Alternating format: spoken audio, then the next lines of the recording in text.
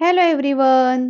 श्री स्वामी समर्थ. मी अर्चना स्तुतीच मराठी कॉर्नरमध्ये आपल्या सगळ्यांचं मनापासून स्वागत करते. 10 तारखेला फाल्गुन अमावस्या आहे.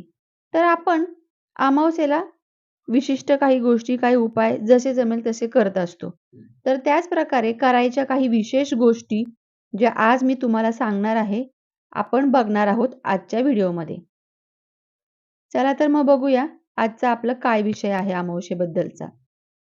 स्कंद पुराणानुसार बऱ्याच जणांना म्हणजे बऱ्याच जुन्या जाणकारांनी असं सांगून ठेवलेलं आहे की या दिवशी जो व्यक्ती दुसऱ्यांच्या घरी जेवण करतो म्हणजेच परान्न ग्रहण करतो.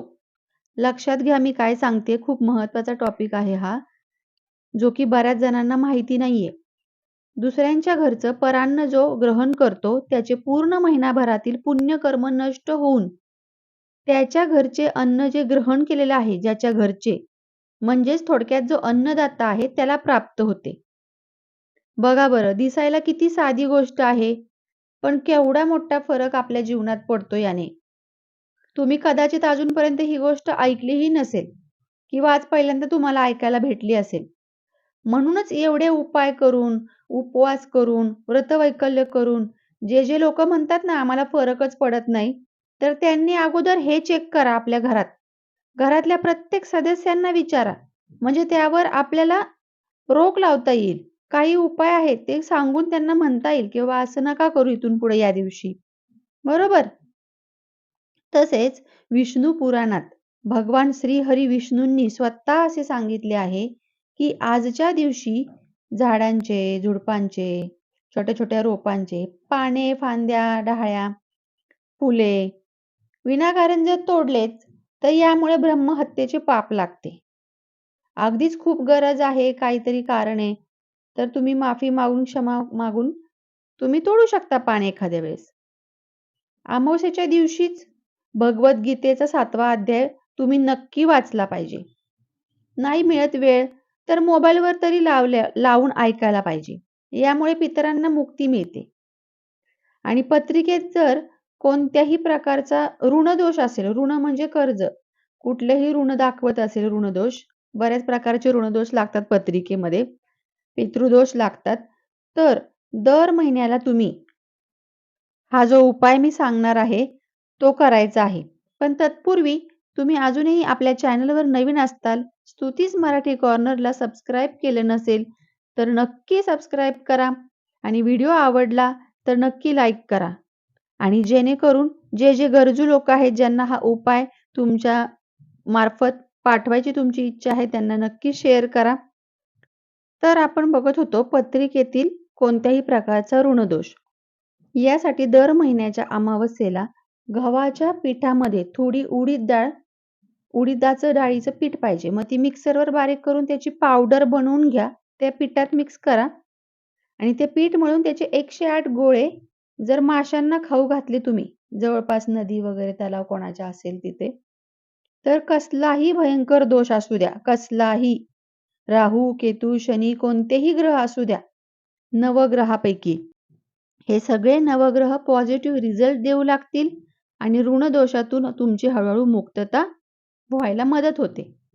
तसेच जो मी खोबऱ्याच्या वाटीचा मंगळवारचा उपाय सांगितला तुम्हाला बघा, आज अमावस्येला पण महिन्यातून एकदा तो नक्की करा तुम्ही. कारण मुंग्यांना अन्नदान हे खूप मोठे दान मानले जाते. कर्जासाठी सांगितला होता बघा तो पॉवरफुल उपाय मी. नसेल बघितला तर नक्की बघा जाऊन, कारण तो तुम्हाला फायदाच करून देणार आहे. आपल्या चॅनलवर आहे तो उपाय. खूप ट्राय आणि टेस्टेड उपाय आहे तो सुद्धा. म्हणून मी तुम्हाला सांगते, कारण हे जे मी उपाय सांगते ना त्याचे फळ तुम्हाला निश्चितच मिळतेच. 11 अमावस्या सातत्याने करा तुम्ही. कोणतेही उपाय 2-3 घ्या. 11 अमावस्येला करा तुम्ही. काही मोठे मोठे उपाय खर्चिक नाहीयेत. एक साधारण उपाय मी सांगत असते सोपे. जे ठरवून तुम्ही केले ना की एवढे 11 अमावस्या मी करणारच. मग बघा तुम्ही. फरक तुम्हाला स्वतःला दिसून येणार आहे. तर मला तर वाटत नाही की तुम्ही असे उपाय केलेत आणि तुम्हाला खूप मोठे कष्ट तुमच्या जीवनात येऊ लागलेत. शक्यच होणार नाही असं. कारण छोट्या-छोट्या गोष्टी तर प्रत्येकाच्या जीवनात असणारच आहे. त्याशिवाय जीवनाची काही मजा नाही. बरोबर? थोडाफार संघर्ष प्रत्येकाला आहे. कोणीच असा माणूस सापडणार नाही तुम्हाला, की जो बिना कष्टाचा एकदम छान आहे, मस्त आहे. काही ना काही पैसा असेल तर शारीरिक व्याधी असतील किंवा आणि दुसरं टेन्शन असू शकतं किंवा बाकीच्या काही गोष्टी. पण मोठ्या-मोठ्या गोष्टी तुमच्यापर्यंत त्या येत नाहीत, टळून जातात. थोडक्यात बायपास होऊन जातात. आपल्या शेजारून हलकसं टच करून ह्या गोष्टी निघून जातात आपल्या आयुष्यातून. हे या उपायांचे सामर्थ्य असते. म्हणून तुम्ही स्वतः करून घ्या, स्वतः अनुभव घ्या आणि मग मला कमेंट करून नक्की तुम्ही पुन्हा येऊन सांगा. आणखी आपण पाहूया अमावास्येला काय करू शकतो आपण. अमावास्येला ना पिंपळाच्या झाडाला सफेद सूत म्हणजे कॉटनचा धागा भेटतो बघा बंडल. कच्चा सूत म्हणतो आपण. तो घ्यायचा आहे आणि आपल्या मनातील जी इच्छा आहे ती बोलता बोलता हा धागा पिंपळाच्या झाडाला बांधायचा आहे. आणि मग 7 परिक्रमा करत घरी यायचं आहे. म्हणजे 7 परिक्रमा करून अँटी क्लॉकवाईज नाही, नॉर्मल अशा ज्या आपण परिक्रमा करतो क्लॉकवाईज त्याच करायच्या आहेत. आणि त्यासोबतच तुम्हाला काळे तीळ, सफेद तीळ आणि साखर हे मिश्रित पाणी म्हणजे हे मिक्स केलेलं पाणी घेऊन जायचं सोबत एका बॉटलमध्ये आणि हे पाणी तुम्ही नक्की अर्पण करा, नक्की. या पाण्याचा खूप म्हणजे ह्या काळ्या तिळांचा, पांढऱ्या तिळांचा वाटतो आपल्याला हा उपाय खूप जबरदस्त आहे. जो पण त्रास, कटकटी, अडचणी, भांडणे असतील ना, ती दूर होऊ लागतील या उपायामुळे. कारण अमावास्येच्या दिवशी पिंपळाच्या झाडावर सर्व प्रकारच्या अदृश्य शक्ती विराजमान असतात. लक्षात घ्या. आपले पित्र देखील. म्हणून तुम्ही असं ऐकून सोडून देऊ नका. कोणता ना कोणतातरी उपाय करायचा निर्णय घ्या. आपल्याला त्या शक्तींचा आशीर्वाद मिळतोच आणि अशा गोष्टी कळून येत नाहीत आपल्याला. पण असरदार खूप असतात. चला तर मग आजचा व्हिडिओ इथंच एंड करते. पुन्हा भेटूया नवीन माहितीसोबत, नवीन टॉपिकसोबत. तोपर्यंत सगळ्यांना श्री स्वामी समर्थ.